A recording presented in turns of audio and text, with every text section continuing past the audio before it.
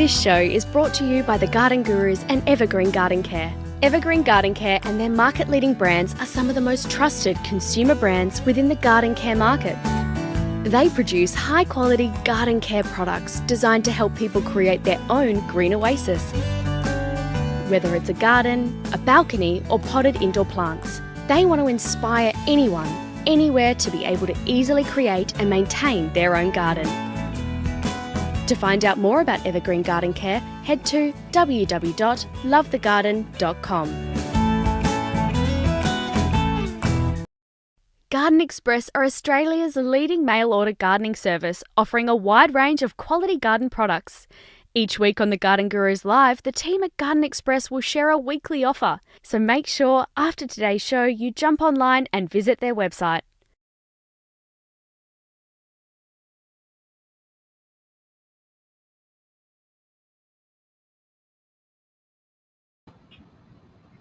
Hi and welcome to the Garden Gurus Live. I'm Sue McDougall and I'm so excited to be back with you this gorgeous Tuesday morning from the west coast of the world.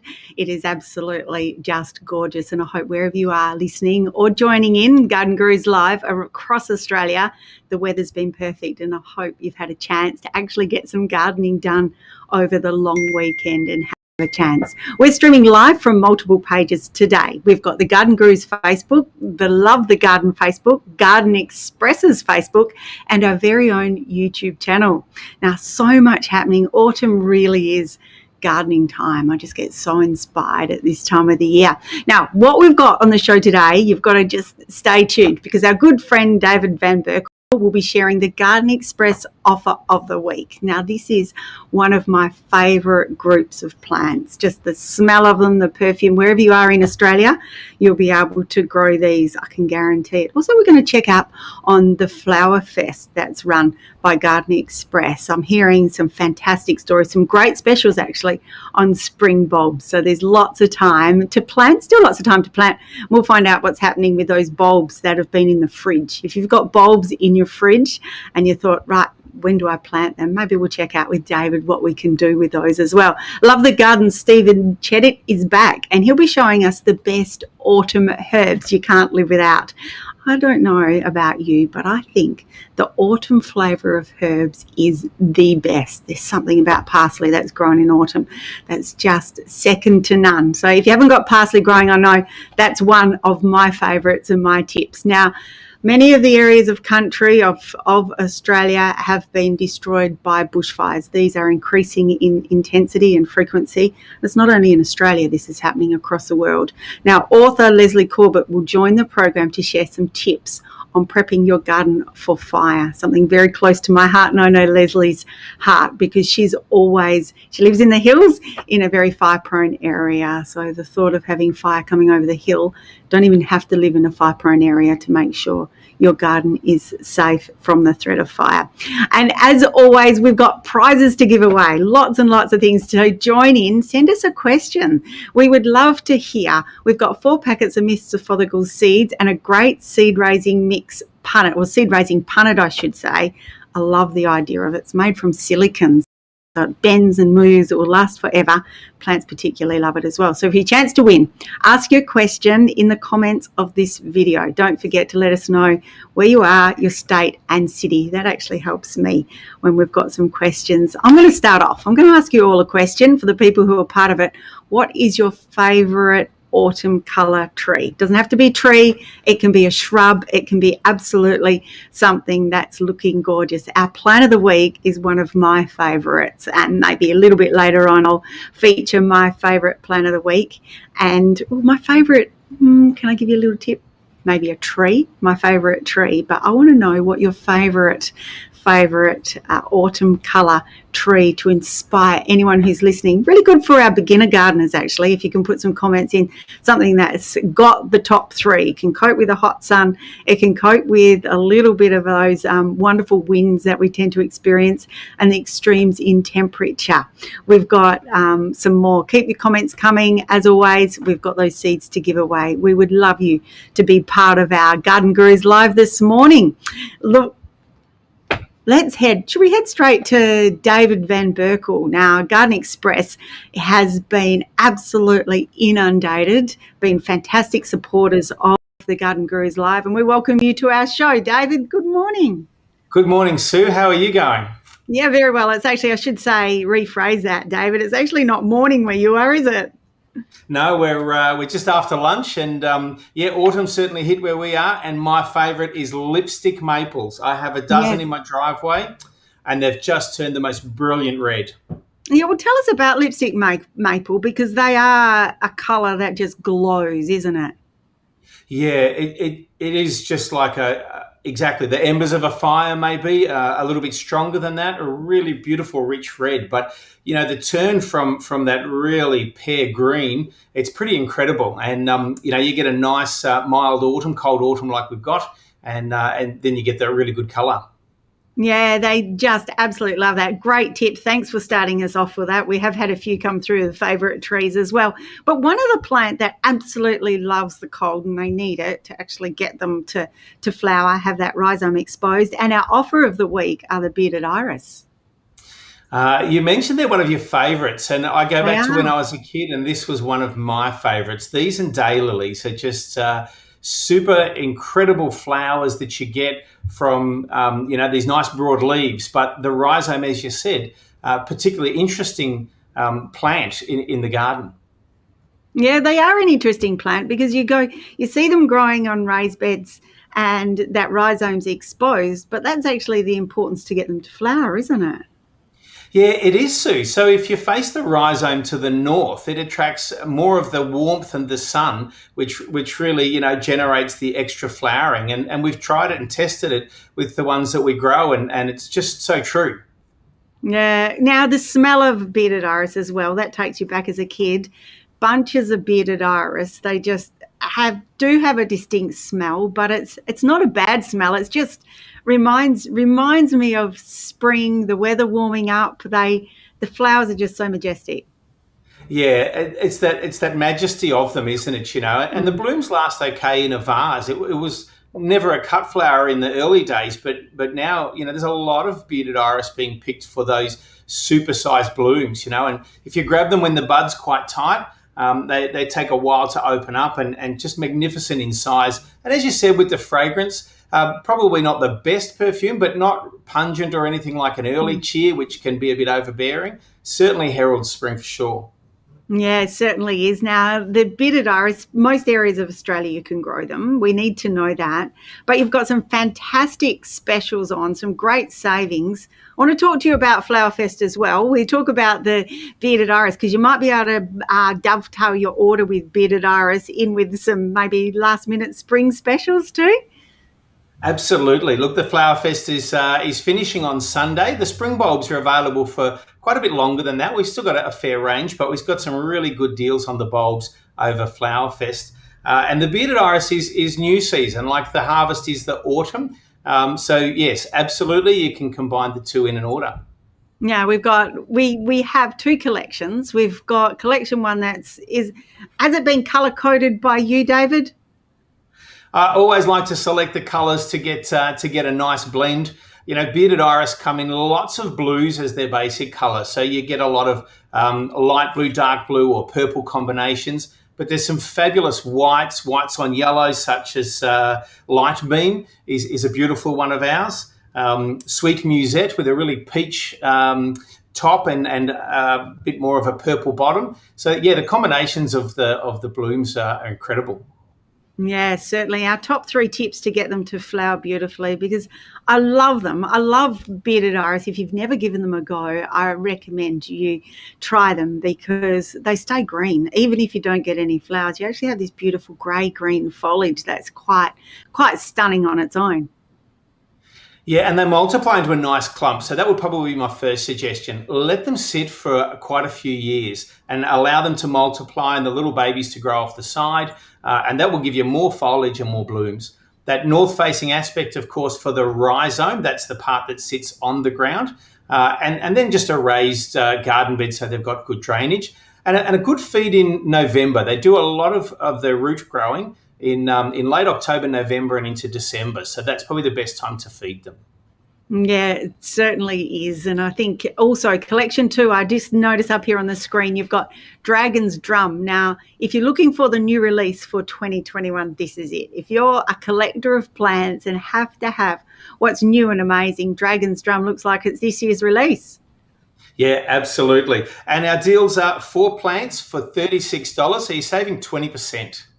Yeah, I look forward to that very much. Add that to some bulbs. You've got some daffodil show bags. I was really informed. They're fantastic value of those. Doubles, singles, they can still go into the ground, can't they?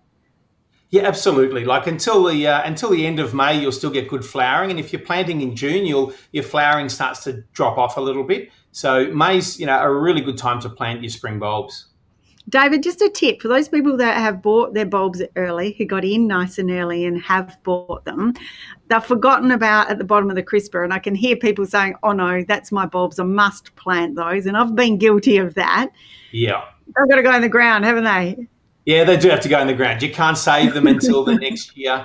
They must go, and better late than never. Like for the bulb to go in, at least throw up its foliage and go through a cycle, and then a good feed around Father's Day for the spring bulbs, and they'll come back to beautiful the next year. But still, plenty of time to get them in. Plenty of time to buy some more with Flower Fest finishing on Sunday. And I have to mention that we've got a Drifts of Red and Blue collection with some red tulips and some beautiful Dutch iris, the Dutch version of the bearded iris, a smaller flower but a brilliant blue bloom.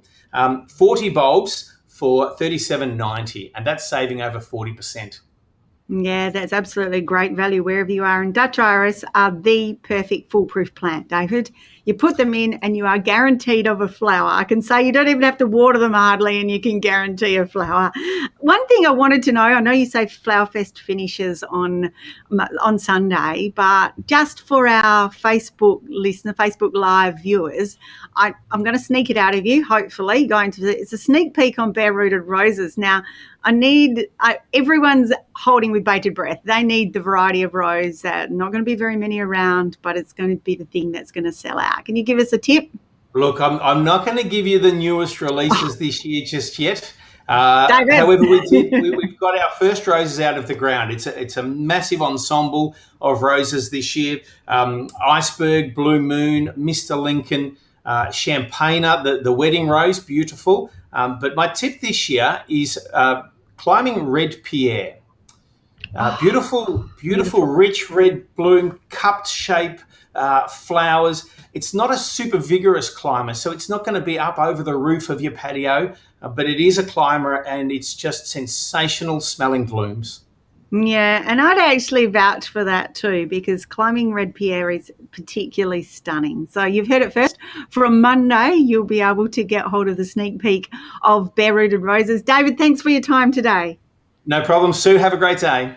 Yeah, great tips there. If you want to grow bearded iris, I think you can anywhere. Don't forget to face those rhizomes to the north. They really need to be lifted up off the ground, and raised beds they do particularly well. Leave them in a clump for a few years. That means you don't have to do too much work at all, but just enjoy those flowers. If you've never given them a go, I'd recommend it. They're absolutely fantastic. Now, we've had a few people join in Facebook Live about favourite autumn trees. Joy's sent a message saying her Crepe Myrtle is just amazing. I agree with you, Joy. The colours of those small leaves, they're just beautiful. The beautiful smooth bark of a Crepe Myrtle, and they can be grown in most areas of Australia. Christine, she's with David, siding with David. I think he talked about his lipstick maples or aces. She's also saying a maple tree. And Sue, jacarandas. Yeah, jacarandas are pretty special as well. Gorgeous trees. Keep them coming. We would be delighted if you can join our Facebook Live. Plenty more coming up. We're talking fire-safe gardens, and we're definitely talking autumn herbs. But in the meantime, we'll take a few questions from across the country from Valerie from Lake Cathy in New South Wales. Valerie says she's bought a Wallamai pine. Any tips on repositioning it inside or outside?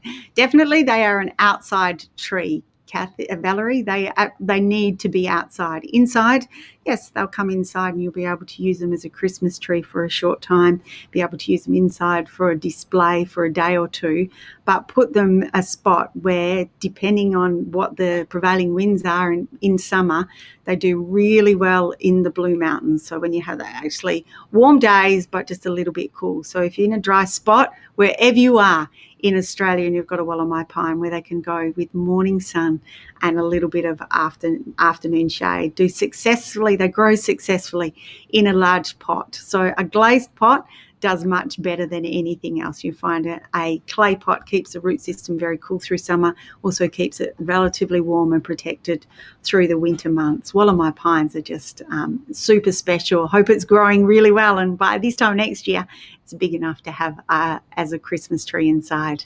Now we're heading to WA, to Dawesville. My avocado had heaps of fruit last year, but it's all dropped off. What could cause this? Avocado trees are actually really interesting. They fruit prolifically southwest of WA and do particularly well. A couple of things about avocados. They've got a very wide root system. So when you water your avocado, so you need to make it so that the water not just is in one area of the tree, you're watering right around the whole base of the tree. That makes a big difference, particularly Dawesville. I know those wonderful sandy soils, that tends to stop the water soaking in, becomes water repellent, but also the water disappears. So make sure the watering system is around, all the way around the root system. Any other prevailing winds, hot winds, very dry times, the first thing that plant will do is drop its fruit. So avocados do tend to have biennial bearing or a really heavy season one year and a very light cropping the following year. So if you can even it out, remove some of the crop one year when it's very heavy, so that then the plant can cope with holding that much fruit.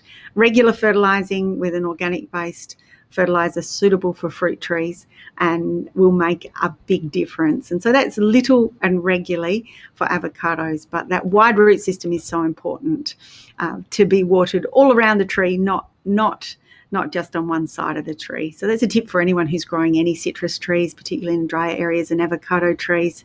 They do better if they can be watered all around. Let's head to Victoria from Cherie from Bunyip. I did a stupid thing. Don't worry, Cherie, I always do stupid things. I put my fiddle leaf fig in the window for the day and misted the leaves. Now quite a few of the leaves are burnt. Do I remove them? The plant itself is thriving and pushing out new leaves. Up to you, Cherie. If you remove them, you'll have a couple of bare blank branches, so it'll be very bare. But if you want to chop the top off, wherever there's a leaf, tip for any plant that you're going to bush up, wherever there's a leaf, there's a dormant bud. So you find as a leaf comes out of the branch and the tree grows up, wherever there's been a leaf, you're going to let it shoot away. It will shoot away again. The other thing you can do is do what we call cincture the branch. And what that means is that if you cut lightly into the bark, just above that branch, just with a sharp blade of secateurs, just lightly, might initiate a shoot to come through where that leaf was. And you'll find that will encourage it to branch out. But up your sleeve, you can just chop the top off and it will branch out. And anyone who can remember fiddle leaf figs from the 70s, when they were trendy in the 70s, will know that they've lifted houses with their root system. So they are tough, hardy, not a lot kills them. So even burning a few leaves, that's not that stupid. Don't worry about it. It will come back beautifully. Cherie, hope that helps. I wonder how many fiddle leaf figs are doing amazing as indoor plants. Please let us know. Mark in the comment section. Go in the running to win those seeds we've got, or that punnet of seed from Mr. Fothergill's where you can grow your seeds beautifully. It's actually a silicon punnet that will last for a long time. So from fiddle leaf figs to bushfires. Now, to tell us a little bit more about bushfires, something very close to my heart. I live naturally in a high bushfire prone area, have for a long time, and it's always in the back of anyone's mind if they're in a bushfire prone area. How's the garden going to survive? I'm going to be safe. And we wonder if the garden is actually a help or a hindrance. Now, we are joined by Lesley Corbett, who's the author of Safer Gardens, Plant Flammability and Planning for Fire. I haven't talked to Lesley for a very long time. She's been very much part of the garden centre where I was at for many years, passionate about gardening. Good morning, Lesley. Great to talk to you, Lesley. If you could just mute your mic, we'll be delighted to talk to you. So at the bottom of the screen, if you see a little red mic if you can click on that, we'll be able to hear you very soon.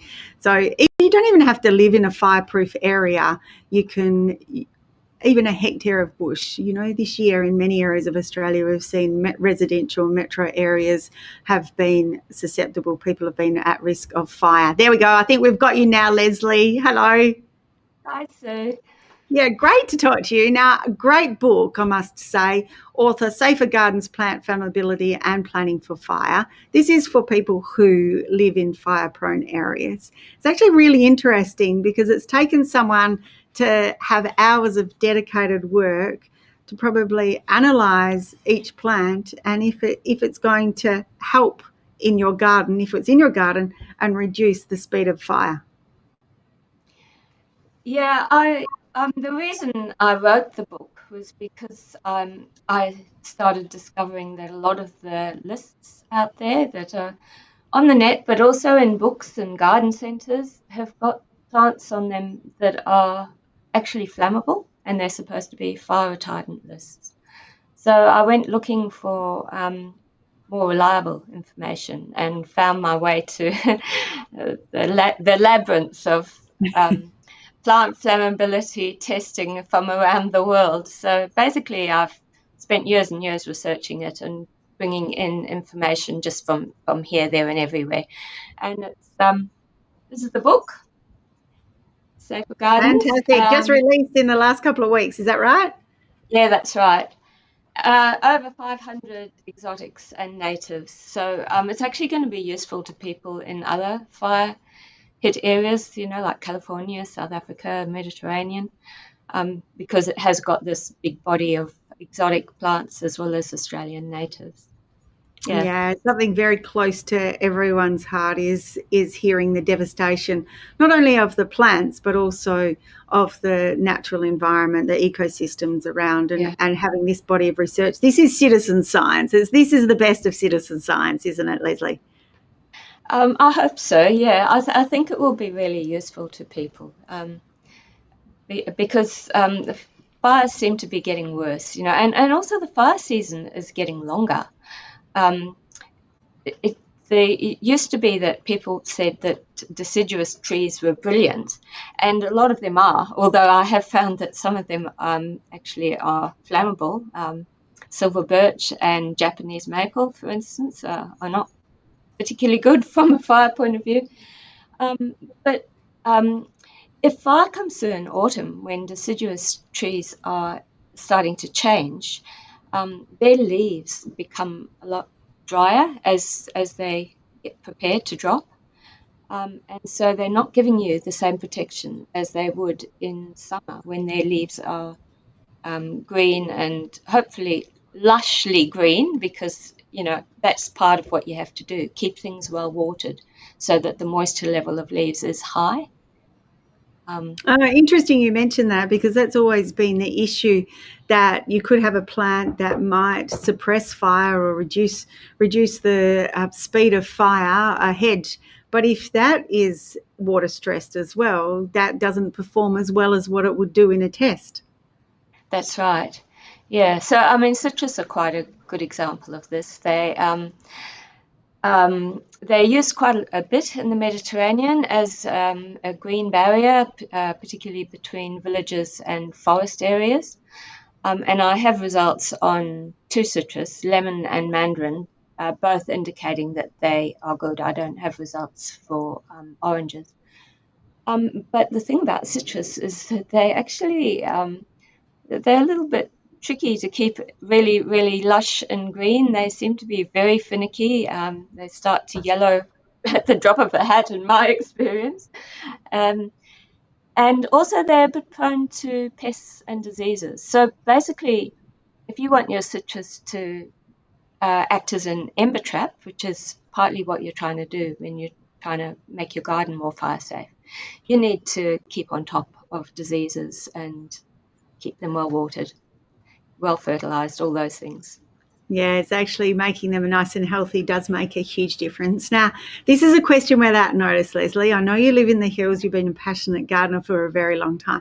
What would you plant? What are the top few plants you would plant in your garden, given the research that you've got and the results you have in your book, but also from your experience that might help maybe some of our viewers today? Well, Hekia multilineata, I don't know if I pronounced that correctly. You've done well. The grass leaf Hekia is supposed to be a fairly low flammability plant. There's a lot more exotics that are easy to talk about that I don't have to hedge and say, oh, well, you know, some people found it was good, but other people didn't. Hibiscus tend to be good. Melia azedoac, the Cape chestnut, Cape Yes. Cape lilac. Yes. Cape lilac, that's right. Yeah. That tests indicate that that's pretty good. Although we had one planted near the house and it was starting to crack all the paving and things, so I don't recommend planting it too close to your house. That's true. Camellias are the results I have for camellias are for Camellia japonica. Yes. And they indicate that it's pretty good. And local firefighters also told me that in the Stoneville fires, there was one place that had a barrier of camellias, and the outer grouping of them did get scorched, but the inner area helped protect the house. So I would imagine that Camellia sasanqua is probably also good, but you actually can't assume that. So roses, Floribunda rose, I've got a test result indicating that that is a good rose, but the dog rose, Rosa canina, results indicate it has high flammability. So yeah, it's very variable, isn't it? I think you've definitely opened a labyrinth of plants, and it's great to start the conversations start happening that there are some plants, if you live in a fire prone area, that are a safer choice maybe than others. And if you follow exactly what Lesley said, you know, keeping the moisture up, having the design, having the asset protection zone, making sure you've got gaps between your garden beds, and you tie that hand in hand. There might be a few sacrificial plants, maybe a few sacrificial hibiscus, something like that, but that will make a huge difference. Now, the garden or the book is called Safer Gardens, Plant Flammability and Planning for Fire. Where do our listeners or our viewers get hold of it, Lesley?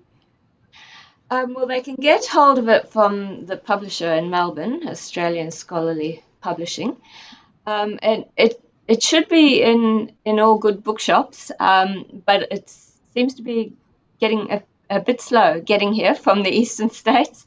Well, it is a long way. Yeah. And, you know, if you walk across the Nullarbor, it takes an awful long time. That's right.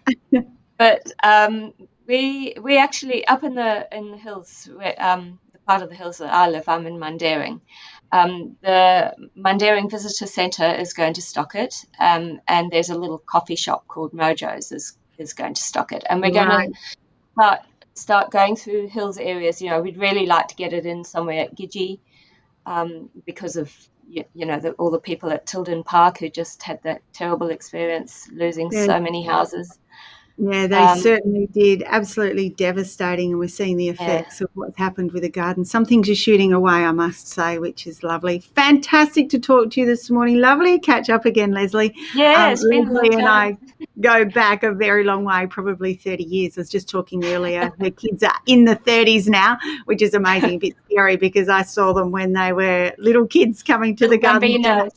Yeah. Exactly. Lovely to talk to you, and great to know that you're still putting all that work in your backyard to absolute good use. Called Safer Gardens, Plant Flammability and Planning for Fire. Thanks for your time, Lesley, this morning. Thanks, Sue. Yeah, take care. take good care and take care of your garden if you do live in a fire-prone area as well. If that's information that is important to your garden, chase that book down from Australian Scholarly, if I get that word out right, publishing.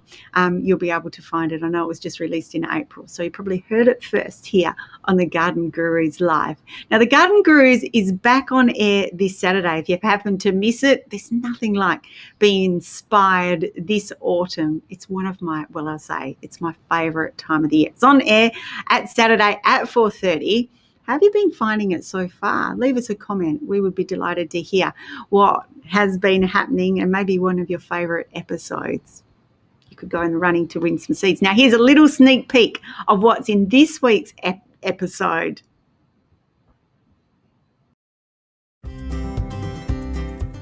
This week on the Garden Gurus, I'm going to talk about glomalin.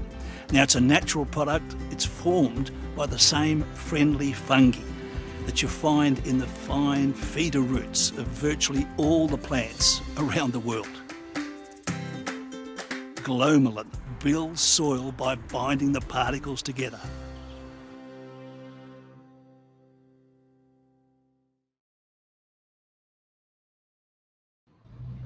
And we are talking favourite autumn plants today. Now, I promise that I did not plan this. Catherine from Success, thanks for sending your comment, Catherine. I have 3 ornamental pears in my garden and the autumn colours are absolutely brilliant. It's starting to show all the beautiful colours now. And that's what I want to talk about today, Catherine. Now, I must say that, here's my yogurt bucket. It's probably not that exciting. I've also got some hydrangeas in there. If we get a chance, I'll talk to you about autumn hydrangeas as well. But this is the autumn colour of these just starting. So you'll find if you're just starting, some colourful leaves are just all dropping off. But this is the ornamental pears. The ornamental pears are absolutely spectacular. And did you know why trees absolutely have brilliant colour? Well, David touched on it earlier. But when we get a snap of cold weather, you'll find the sap stops flowing in the plant. So you'll get this beautiful green foliage. Some of these leaves are green and so this is a leaf of a green one. And then as soon as we get a cold snap, what happens is that the sugars the sap stops flowing in the tree or the shrub or whatever we've got that changes colour. So then it says, right, that's it, I'm going into dormancy. And when they go into dormancy, the sap stops flowing. So what happens is that the plant uses up all the chlorophyll, and the chlorophyll is the green part of the leaf. And then what's left behind are the sugars. So those sugars, if we have a very mild autumn and the plant's starting to keep growing, all those sugars end up in the root system or being used up.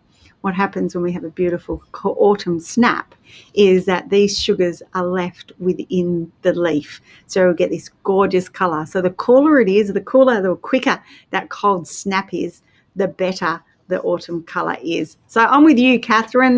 This is Manchurian pear, just one of the autumn trees that absolutely glowing. And I must say, this branch is not looking that all the beautiful leaves on the bottom of the car when I brought it in today. I was picked it last night and they're beautiful. So you've got to imagine it. Head out to your local garden centre and see what beautiful trees you might have.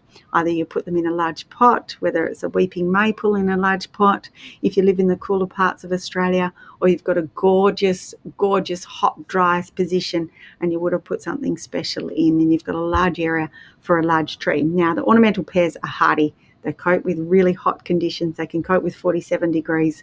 They cope with drought and they still colour up beautifully. Non-invasive root system, so they can go in a few smaller areas and they can still colour up beautifully. So, and when the leaves are dropped, when there's no leaves left on them, I think they've got this beautiful sculptured effect that they look fantastic in vases as well. So there's nothing not to love about a Manchurian pear or an ornamental tree. I'm with you, Catherine, in absolutely enjoy those. See what's looking gorgeous in garden centres at the moment. Get them planted, get them in the garden, and even though you won't see lots happening on the leaves, the plant will be going dormant, you will find that the root system's getting established. And another tip while we're talking cold, did you know that's actually the cold that changes citrus the colour they are? So if you've had citrus hanging on your tree for many months, and it hasn't coloured up. As soon as we start to get the cold, they'll colour up. Once we look at them and you think they're orange, leave them for another couple of weeks or another couple of months actually, because that's when the sugars develop. So my big tip is this time of the year, the mandarins are starting to colour up. Don't pick them just yet. Wait until they really develop the sugars and the sweetness in them, and there is nothing like the flavour of a beautiful fresh mandarin. There's nothing like the flavour of some fantastic autumn herbs. Now, to tell us a little bit about his favourite autumn herbs, we're joined by Stephen Chedded, who's from Evergreen, who tells us about some incredible autumn herbs and maybe how we can look after them. Hi, Stephen. Yeah, great to talk to you. I just can't quite hear you at the moment, so let's give it a go now. Yeah, no, there's something happening. I don't know. I might have done something here. I promise I haven't touched anything. I can see a beautiful, beautiful backdrop you've got there.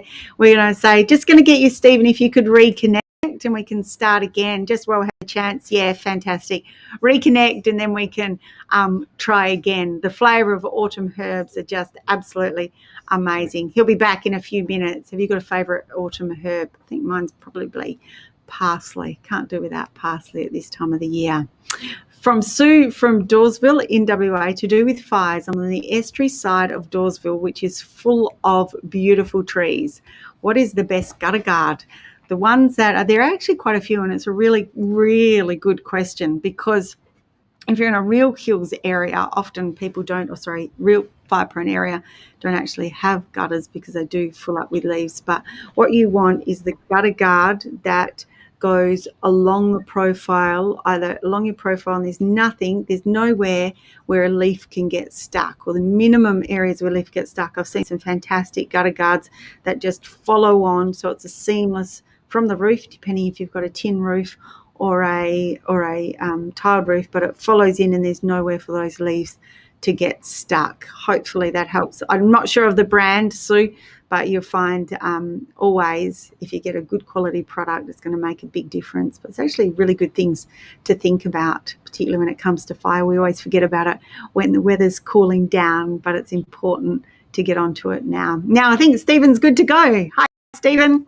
Hey Sue, how's it going? Yeah, really well. Great to talk to you. So we've gone from the flavour of citrus to the flavour of herbs. It's a great time of the year to get the herbs in, isn't it?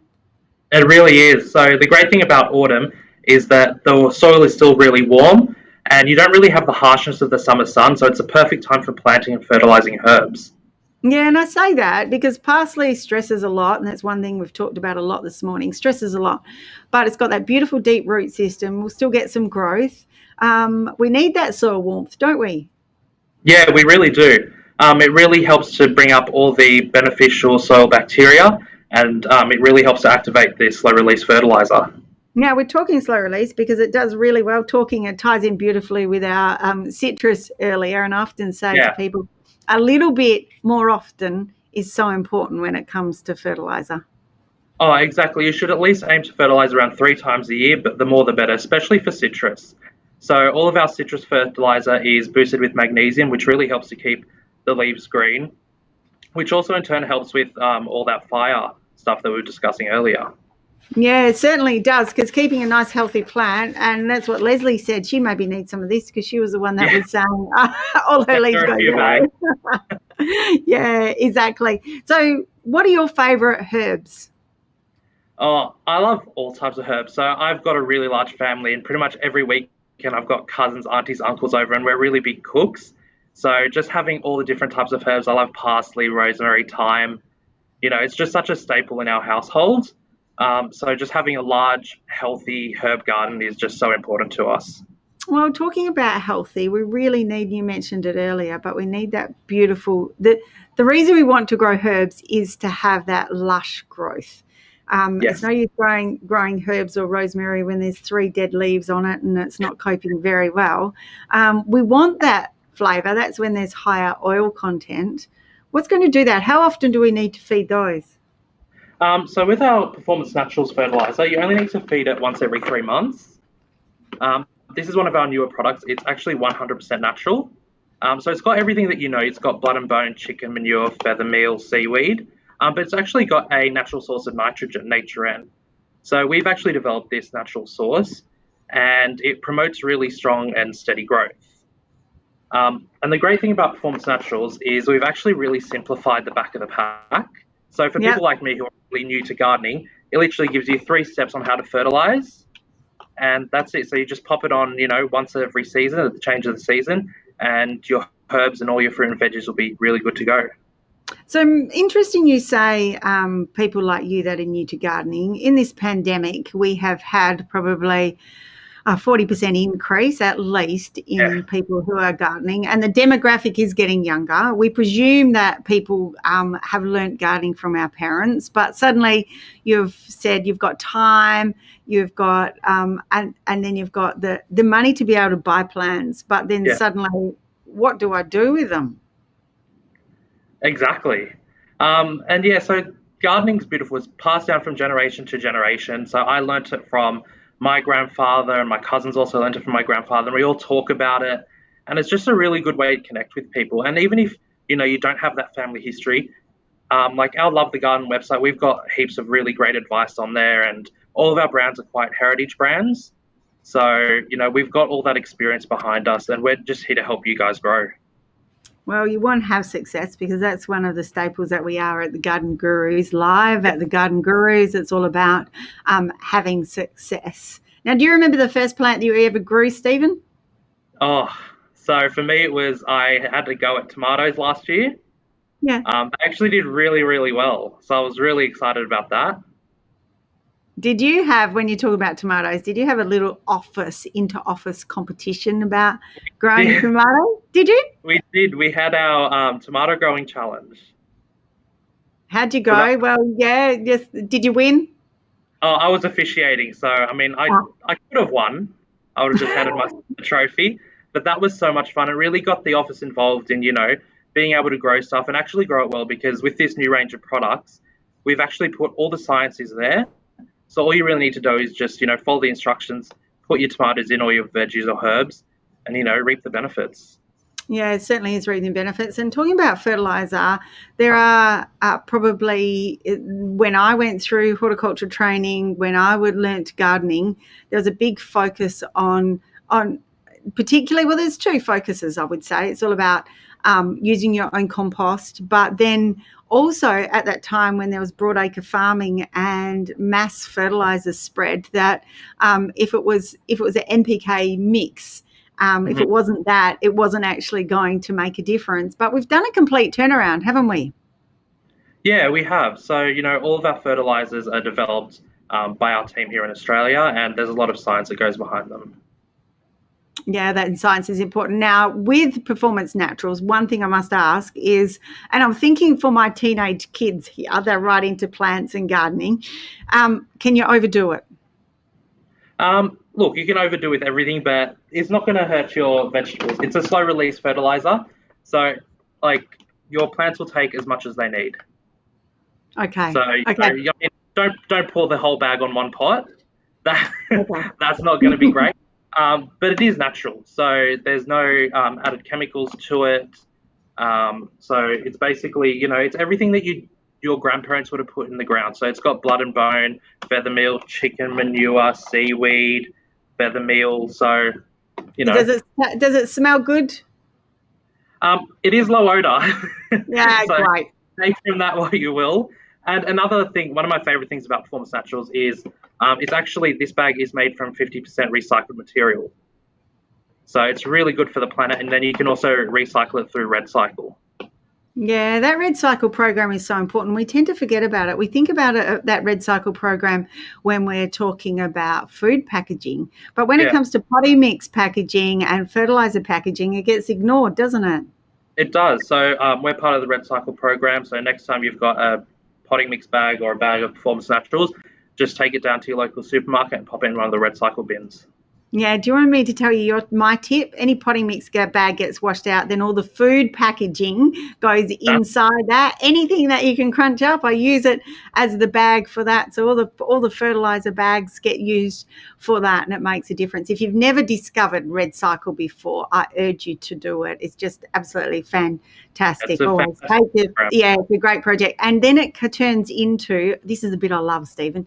Then what turns into are all those bollards, the decking you see in landscape architects used around probably treading for just to protect the environment so it doesn't get compacted in public parks, garden benches, recycled bollards, and it gets used again and again so it doesn't go to waste. I love that. So Performance Naturals, tell us your top 4 herbs that you're growing in your garden at the moment, maybe in your granddad's or your mum's garden as your family, what you're enjoying.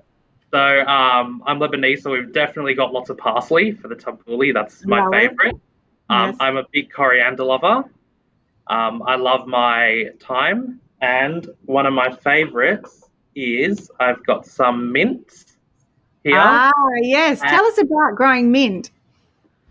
Look, mint's not that hard to grow. It'll grow absolutely anywhere. Look, pop some Performance Naturals, put it in the Performance Naturals potty mix, and you're good to go. And I think I'm going to go make myself a mojito. Oh, yeah, a bit jealous. I put this great mint to waste. Yeah, well, you can't have mint to waste. And people say to me, do you have caterpillars that get onto your mint? Yes. Yeah, chop it off. That's all you have to do, and it shoots away again. Yeah, I took this off beginning of last week. Okay, and shot away as well. And if you've got a little bit extra water, it grows even faster. So don't let it shoot away in a garden bed because you've got a whole acre of it very soon. Stephen, you go and enjoy your mint. We'll continue our Garden Gurus live, Facebook Live. We are streaming right around the place, many different locations today. Thanks for joining us, Stephen. Thanks so much, Sue. Yeah, good to chat to you. Yeah, you've heard it first. Coriander is one to plant at this time of the year as well because coriander is a winter herb. As it cools down, if it's too warm, it will bolt and go to seed really quickly. But now that the weather's cooling down, we've been talking autumn all morning. Now that the weather's cooling down, it makes an absolute huge difference. Get in the ground, get it growing fast. Maybe you might be able to grab some Performance Naturals at the same time and enjoy as well. Now, should we find out what's happening in everyone's garden? Thanks for joining us. Thanks for being part of the Garden Gurus Facebook Live this morning. Absolutely delighted to be here. Don't forget, tune in to the Garden Gurus at 4:30 on Saturday because you'll see our autumn special happening. I think we've got another few episodes until the end of the season. So there's lots of tips, lots of inspiration. Some of the gardens we visited this year across the country are just amazing. Always those times that you think, I want my garden to look like that. Maybe follow our tips. The Garden Gurus team can help you with that. Sandra's got flowers from a non-stop splitting. Well, the flowers are splitting on my desert rose quads. What products can I use and how often to prevent this? I heard you can use tea leaves. Yeah, you can use tea leaves. No problem at all. You'll find the tea leaves, well, actually they compost down, they break down. They're slightly acidic, so they'll help with that. And any tea leaves, it's a great compost. They work really well. You can use tea leaves brilliantly on your probably camellias. You can say ferns do work really well with tea leaves because as they break down, they're a type of compost as well. So the nutrients from the tea, many people believe that's beneficial to the garden as well. And if you've got flowers that are splitting, just be careful that you're not doing too much water, then not enough, Sandra. So too much and not enough. You'll find you'll get this, the plant absorbs the water and then there's nothing. And so you'll find you get this instant growth very quickly. If you can regulate that and use a little bit of controlled release or slow release fertilizer, that will make a difference as well. But report back, tell us how your tea leaves have gone and the difference it makes. We'll head to South Australia from Jan. Lovely to talk to you, Jan. I've bought a Maya lemon about 3 months ago and it's now flowering. Is it possible that it'll give me fruit early? It's still quite a tiny tree. Can I just tell you, Jan, if you can't do it, get your neighbour to do it. But if you can pluck off all those flowers, particularly for the first 2 years, you'll find the tree will be so much happier. Yes, it will give you flowers early and it will give you some fruit, but you can imagine how many nutrients it takes out of the tree to grow fruit.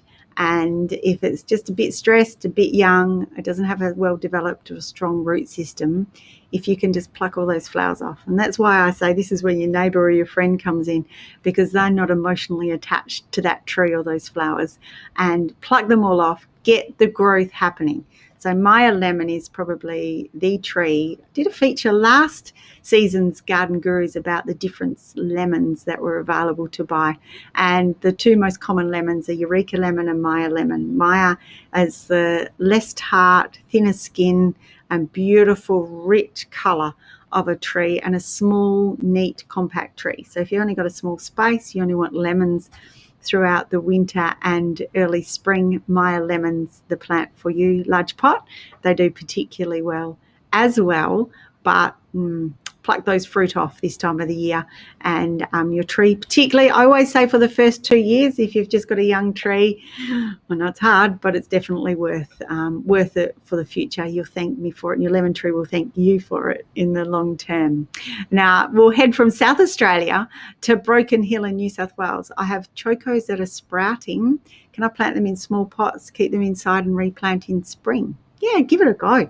Definitely. We used to always have sweet potatoes hanging around the edges of window sills when we were kids. Chocos were part of it as well. They might die back a little bit depending how cold it gets there this winter.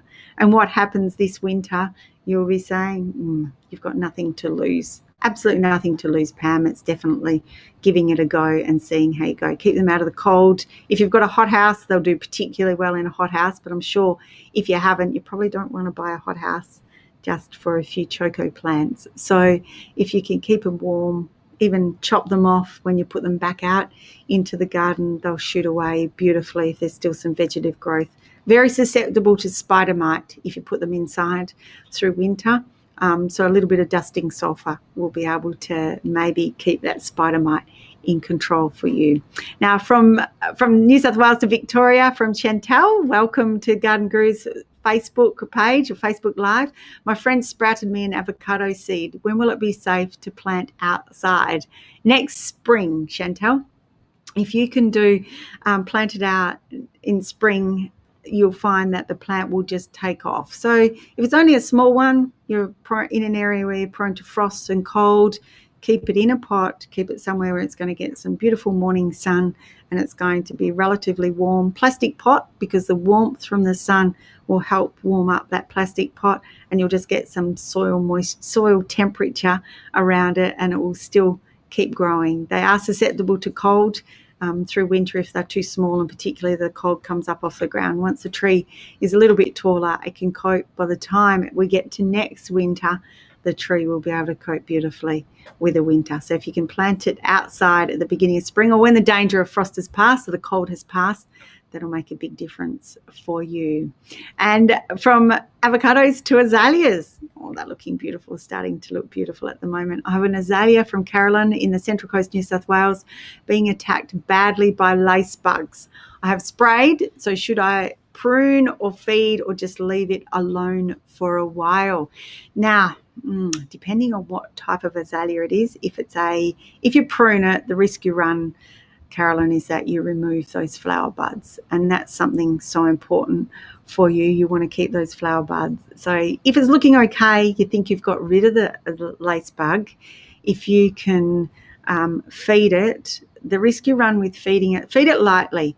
But if we feed it too much, they grow past their flowers. Interesting with azaleas is that they get this beautiful mass of flowers. So sometimes you see these pictures and you always say, why do my azaleas never look like that? If you can get that fine balance of getting them growing, getting to set up their flower buds that stand up. So these little gorgeous flower buds stand up and then they open up in flower, look amazing. And then after they finish flowering, that flowers start to die back, then they'll shoot their new growth. if you prune those flower buds back, you'll get beautiful new growth. What we want to do is make sure we have a balance. And so light feed, you won't get that new growth past the flowers. If you feed it too heavy, you'll get that growth that will come past the flowers, unfortunately. So light feed with a liquid fertilizer. If you can do a mild liquid fertilizer, something like Power Feed, will make a difference. And then the plant's nice and healthy. We're going to thicken the cell walls, strengthen the stems, and get the plant strong and healthy. Then after it's finished flowering, after it's had its major flowering, then you could give it a light prune and it will shoot away beautifully again. Get rid of some of those damaged leaves. How hard is it to grow lemongrass? That's from Suzanne in Melbourne. Not hard at all, Suzanne. But in Melbourne, it's a little bit trickier because it loves the warm weather. So you've got a beautiful warm spot. If you're growing it in a pot, it goes off a little bit in winter. Chop it back, let it shoot away again. So lemongrass is one of a standard herb that does beautifully. Easy to grow. You can put it in a pot, and if it is in a pot and you're growing it in a cooler area of Australia and you bring it inside, you'll find that, well, not inside, but just protected in a protected position a bit, it'll still keep growing. Otherwise, if it dies back totally through the winter, just chop it off. You can harvest lemongrass. You can harvest that in spring or a bit before. Chop it off and it's guaranteed to shoot beautifully. Again, don't forget, keep those questions coming because we've got some seeds and a punnet of seed raising, a seed raising punnet to give away. We'll choose that at the end of the show. I'm glad that's not my job. I think that's someone else's job. Keep them coming. From Julie, my Daphne looks sick. Is there a lifespan on them? Not usually, actually, Julie. Daphnes are another interesting plant. Oh, I love these Facebook Live questions because they come from across the country. Because Daphnes, there's not a lot of Daphnes grown in WA, so they're a cool climate plant, but they are prone to a virus. And so they get a virus that's within the plant that will cause the leaves to go like they're almost wilted. So often there is a lifespan on them, but the other tricky thing about Daphne is that they need a shallow pot, a wide shallow pot. Don't overplant them in a deep pot. And I've seen quite large Daphnes growing beautifully in small pots, but very shallow pots as well. So if you find it's been over potted, yeah, they rot very easily. So it might be worth anti-rot. Will make a big difference if you could put some anti-rot on them. Drench the soil. If it's over potted, put it in a pot that's a bit smaller and more shallow. Do beautifully in terracotta, unglazed terracotta, or clay pots. They're beautiful. And we are heading north of Sydney to tea gardens with Margaret, plagued with pennywort over large areas, and I've tried to avoid using poison. My latest attempt is to lay thick flattened cardboard with weed mat on top. Do you have any other suggestions? A goat? Maybe? No, I'm not sure. That's probably not serious enough. That's probably, silly, not too serious. But pennywort is vigorous, particularly if you're in an area where it's absolutely damp soil. It will just go crazy. So what we want to do is get some way of blocking out that light. So whether you do it with cardboard, whether you do it with black plastic to start with, if you're going to thick layers of mulch, I know pennywort will just still grow through. So those thick layers of mulch and matting is going to make a difference. The risk you run actually of putting weed matting down is that if you ever have a little bit of a gap and then the pennywort goes through the gap, and then we end up with lots of problems and you're pulling it up. But layers of thick flattened cardboard, and it can be damp cardboard, that's okay, damp it down, and then put the weed matting on top, and then a thick layer of mulch on top of that will make a big difference. So you'll find that digging up as many of those run as you possibly can will give you a really good start. Sorry, Margaret, I feel your pain with that one. That's hard. From Nicole down to Melbourne, I should say, with Nicole, I have a problem with my onions and chives. They're covered in black insects, and I'm not sure what they are. They're destroying all my plants. What can I do? I think the irony of chives and onions is that they are susceptible to aphids. The reason I say irony of it is that the product's garlic and chili spray garlic and chili spray is one of those insecticides that is used to get rid of aphids, and so often it happens like that. Hose them off, Nicole. If you can hose the aphids off, that will make a big difference. Squash them, keep your plants nice and healthy. A little bit, if you wanted to use natural soap, if you want to use warm soapy water, you can hose them off. You can also be as soft or as hard as you'd like to get rid of them. But to start with, feed them up, get them growing nice and healthy. As the weather cools down, one of the things that's most important is that chives and onions absolutely love the cool weather. So you'll find you'll get much stronger, healthier plants if you can feed them up. Yes, there'll be a few aphids, just squash them if you can. That will get rid of the bulk of the population, and aphids just fly in. That's one of the things that we live with when we're in gardeners. If you can get rid of them, squash them, soft-bodied insects, then we move on to make a difference to them. But natural soap is a product that you can use that's quite safe, very safe, approved by organic gardeners, and quite effective for aphids that tend to get on the garlic chives, normal chives, and onions. So frustrating when you want to harvest beautiful fresh chives and there's a few aphids on them. From Melbourne, we're also talking to Rosemary. I bought a Eureka lemon dwarf 4 years ago at the garden show, but there's still no lemons. What am I doing wrong? Well, usually they fruit really well. One good thing is that for 2 years, that's okay. For 2 years, we didn't want fruit, so we probably won't count those two. But no lemons. We really want to get, the way that lemons work is we really want to get a life cycle, or a life cycle of lemons. We want to get them to grow beautifully. If they're nice and healthy, we want them to grow beautifully.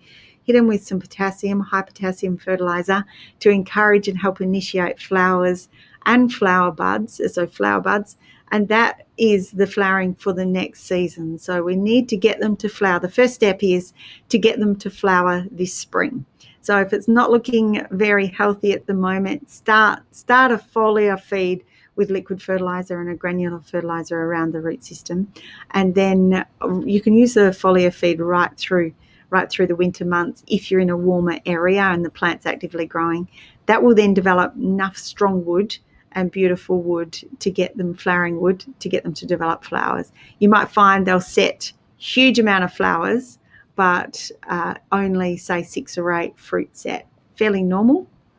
One of the tricks to growing citrus trees wherever you are in Australia, a little bit often, regularly, we started off the start of Facebook Live with that particular recommendation. A little bit often makes a huge difference when we're growing citrus right throughout the growing season, and that's from August to May. So start feeding every 4 to 6 weeks, a little bit regularly with a granular fertilizer, and that will help hold on to those flowering buds, and they'll hopefully develop fruit for you. We want green leaves. That's the first thing that we want for citrus trees. To Queensland, hopefully where it's warm. I was wondering if loganberries and young blackberries prefer a dry soil or a damp soil. Marilyn, I think they're going to just damp. They don't, this time of the year, as they're going dormant, definitely they can cope with a drier soil, but not too dry, particularly when you've got warm weather at the same time. You'll find they really like the damp, like a little bit of damp soil, but not waterlogged. So it's a balance. Keep that soil nice and cool and damp, and then your berries will just absolutely go crazy. They definitely will. I just love the flavour of fresh homegrown berries. Is worth the effort. Not too much effort at all, but definitely worth having a few in the backyard. And I think whoever in your house looks after them should be the one that has the pleasure of actually eating them as well. Well, that's the rule in our house. That's it. Time goes so fast. Thank you for all your incredible questions. I love it. I just love being part of it. And I'm actually back next Monday, I think. We've got Garden Gurus Facebook Live, so remember to tune in again. And so today's episode of the Garden Gurus Live is brought to you by many people. Thank you very much for your support, and thank you being part of it, our community. Thanks for joining us, because without you, we wouldn't have a show. We'll be back now, another episode at 12 p.m. Australian Eastern Standard Time. So mark that in your diary now. Maybe put it on your calendar. And Lachlan will reach out to this week's winners of the seeds. Make sure you check your messages to see if you've won a packet of seeds. I think these are the very ones that you might win. Or if you're lucky, the seed raising punnet. We'll find out a little bit more about those maybe in the next few weeks when I join you once again. Remember, 12 o'clock Australian Eastern Standard Time, 10 o'clock if you're in the West next week. The Garden Gurus Autumn Series, don't forget, is back on Channel 9 at 4:30. You can always jump onto our website and catch up with our previous episodes. There's so much good information there.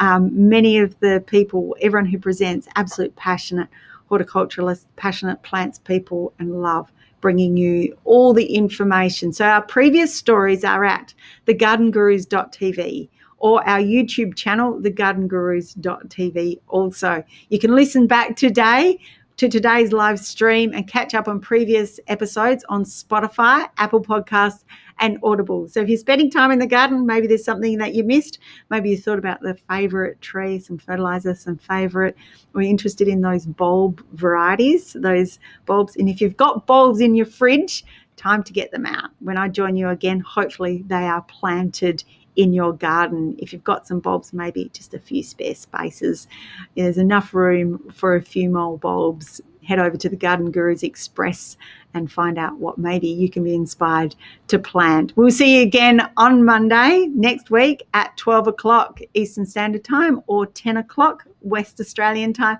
Look forward to it, and thanks very much.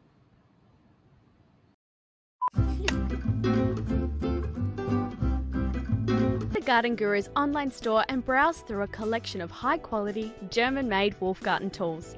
You'll also find a range of books with information to help create and maintain a beautiful garden. You can also access the online store on the Garden Gurus Facebook page.